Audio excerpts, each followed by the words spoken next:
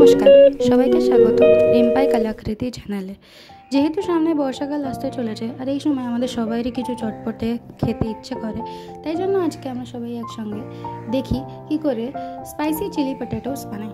তো spicy chilli potatoes বানানোর জন্য প্রথমে আমরা যে কোনো একটি বা যত পরিমাণে আলু আপনাদের লাগবে সেই আলু আপনারা নিয়ে নেবেন। আর তারপরে আলুগুলোকে কেটে এরকম কুচি কুচি করে কেটে আমরা ওটাকে কিছুক্ষণ নুন জলে চাপা দিয়ে রেখে দেবো। তারপরে পেঁয়াজ, লঙ্কা, রসুন যা যা বাটা লাগবে ওগুলোকে আলাদা করে আমরা এখানে ভেজে নিচ্ছি। ভেজে নিয়ে ওর উপরেই ওই আলুগুলো যেগুলো রাখা ছিল ওইগুলোকে আবার ভাজতে নিয়ে নেব।